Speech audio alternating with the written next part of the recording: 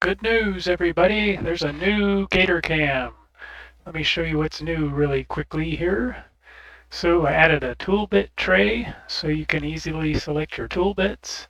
Automatic tool change so you can have your machine change your tool bits if you have like a machine like that. But if you don't, then it will create separate files. So you can run one file, then manually change your tool bit. Run the next file, change your tool bit.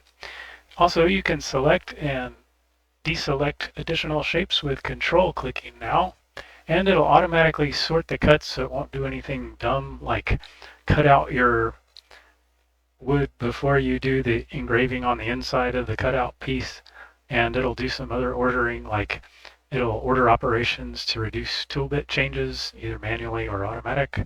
It will do the cutouts last. Usually those are the deepest ones. It'll sort by the depth and do the deepest ones last. Also, it does the V-bit operations at the beginning because those are the most likely to fail in my experience. And you want to know up front if you're going to spend a long time cutting something out. Also, when you load SVGs, it'll ask you, do you want to clear the previous SVG? If you don't clear it, it can make selecting objects easier, or if you have two sets of SVGs you want to kind of merge together for an object. It also has more messages to show you when files were successfully saved. So let's go over and look at the new GatorCAM.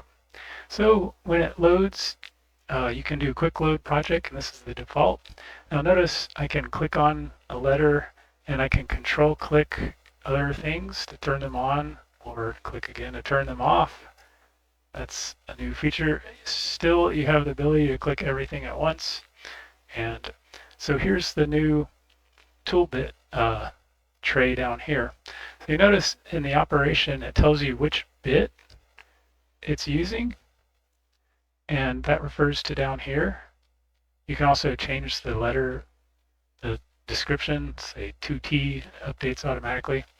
But also what's neat is that if you update this diameter here, everything gets updated. See that? Everything that used bit 2 got updated. I'll just put this one back for now. Okay.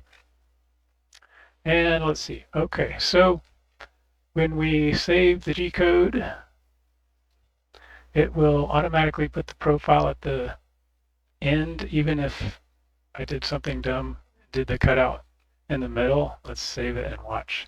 So we save it, go over to Kinematics, and reload the file.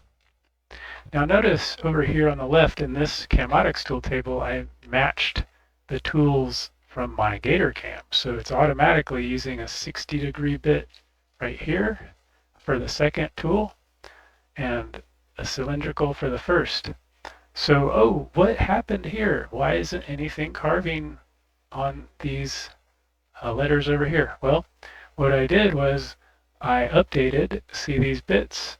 These should be V bits, and so I need to select all of them and select the bit. Now it automatically puts the correct V bit angle. See, if I select this one, it'll go to 180 because it's 180, but I want 60 on those V bits.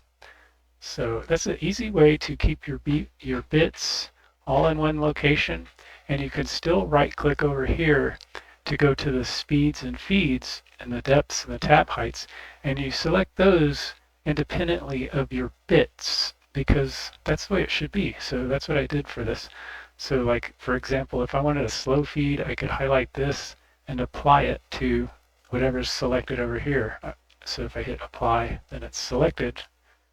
It will update the feed speed, but it did not update the diameter or the angle because that comes from the bit. Okay, so now let's save it again and watch how Kinematics responds. See, now you can see the cylindrical bit is in operation, and now it's cutting out the V bit. And then finally it does the profile, and it did the profile last because it knows to do the deepest operations last. Let's look at that. The profile is at -6, but It's not the deepest, but it is not a V-bit, so it still goes last. It's smart enough to know. Um, so, well, let's see, what else? We talked about the selection of items with control clicking, so you can do new things that you weren't able to do before. Select things easily, do grooving, profiling, and I think that's it. And I hope you enjoy this new version. That's a quick tour, and this is release 011U. So hope you guys enjoy. Talk to you later. Bye.